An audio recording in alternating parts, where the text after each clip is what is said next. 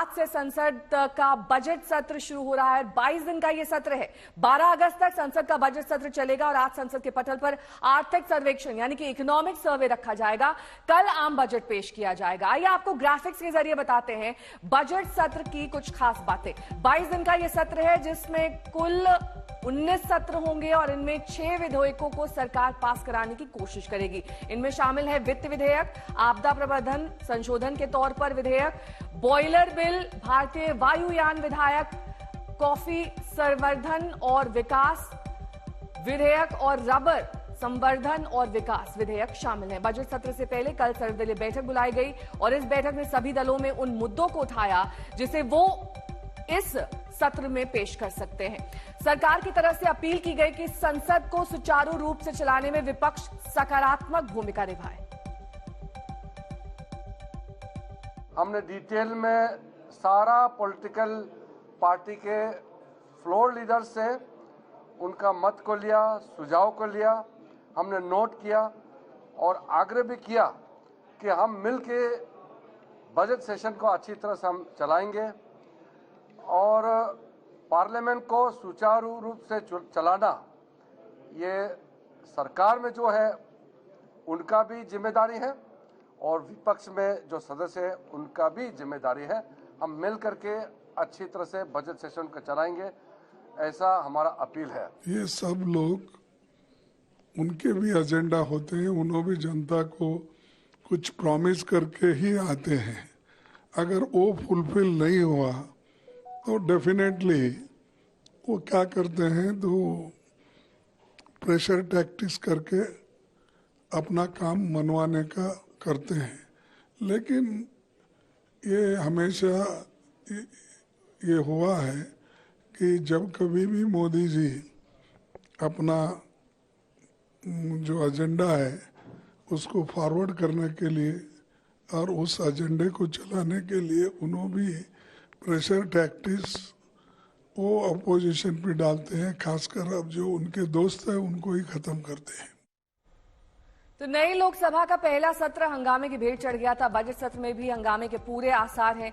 हर दल के पास अपने अपने मुद्दे हैं। जम्मू क्षेत्र में आतंकी हमले का मुद्दा, इसके साथ ही मणिपुर का मुद्दा, भारत चीन सीमा विवाद, ये सब हंगामा खड़ा कर सकते हैं। कांवड़ मार्ग पर नेम प्लेट लगाने का हाल ही का यूपी का फरमान, अर्थव्यवस्था से जुड़े मामले, ऐसे में बजट सत्र भी हंगामेदार हो सकता है।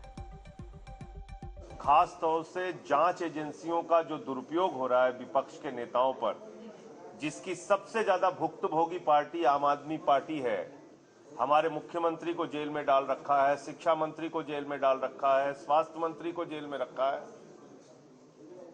ये सारा मुद्दा ऑल पार्टी मीटिंग में हमने सामने रखा कि विपक्ष के नेताओं पर जिस तरह से ईडी का, सीबीआई का, इनकम टैक्स डिपार्टमेंट का दुरुपयोग हो रहा है, इस पे सरकार ये पीएमएलए का जो एक ईडी को पूरी तरीके से दानवी ताकत दे दी गई है, इसको वापस लिया जाए और इन नेताओं पे जो कार्रवाई हुई है उसको खत्म किया जाए। ये पिक एंड चूज, अब दिल्ली के मुख्यमंत्री जेल में हैं लिकर स्कैम में, वही स्कैम उन्हीं लोगों ने रूबरू सेम चीज पंजाब में करी और इसको पार्लियामेंट में मैंने रेज भी किया, मुझे अश्योरेंस भी दी होम मिनिस्टर ने, लेकिन उनको तो हाथ नहीं लगा रहे हैं पिछले 2 साल से।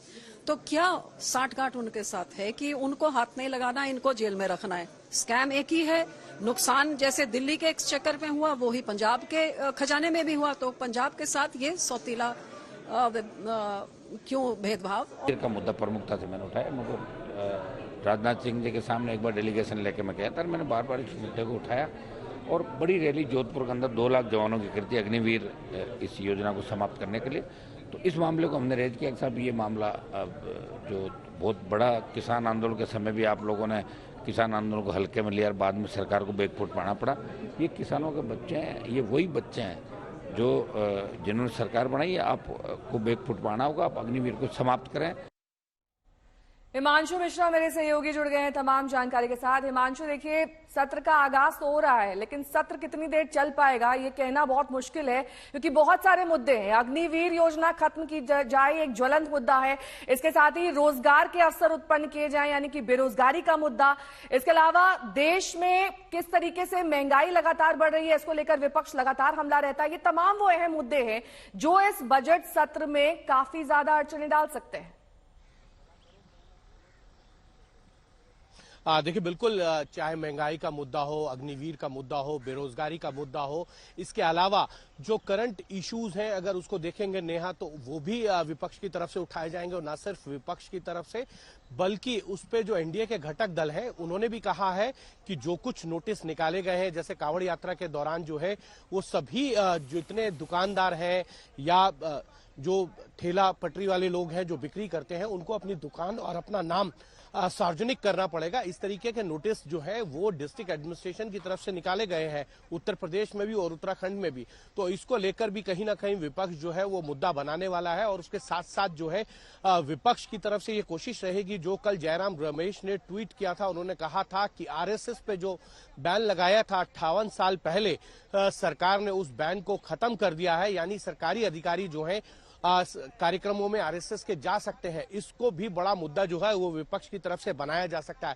तो तमाम ऐसे मुद्दे हैं। जब बजट जो है मोदी सरकार 3 का पहली बार लाया जाएगा, उस संसद सत्र के दौरान जो है हंगामा देखने को मिलेगा। और इस पूरे सत्र में जो है सरकार की तरफ से 6 बिल लाए जाएंगे। फाइनेंस बिल के साथ साथ जो है भारतीय वायुसेना बिल जो है वो लाया जाएगा। रबड़ एंड प्रमोशन डेवलपमेंट बिल है, उसको लाया जाना है। अप्रोप्रिएशन बिल पास होना है। बजट के साथ साथ जो है जम्मू कश्मीर का जो बजट है उसको भी जो है वो संसद से मंजूरी दिलाना है सरकार को। ये पूरा बजट जो है, मुझे लगता है कि जिस तरीके से विपक्ष ने अपना रुख अख्तियार किया है वो हंगामेदार रहने वाला है। ठीक है, बने रहिए हमारे साथ। मैं लौटूंगी आपके पास, क्योंकि संसद के बजट सत्र में बिहार को विशेष राज्य का मुद्दा भी बनाने का जो विपक्ष ने इरादा कर लिया है। बिहार के सांसद पार्टी लाइन से ऊपर उठकर इसकी मांग कर रहे हैं। खास करके विशेष राज्य का दर्जा पर हम लोगों का मांग हमेशा रहा है।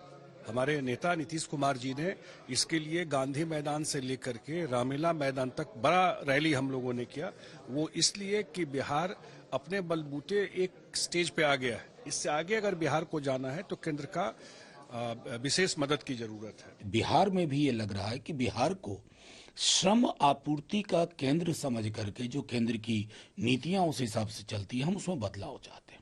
और वो बदलाव तब तक संभव नहीं है जब तक बिहार को विशेष राज्य का दर्जा न मिले।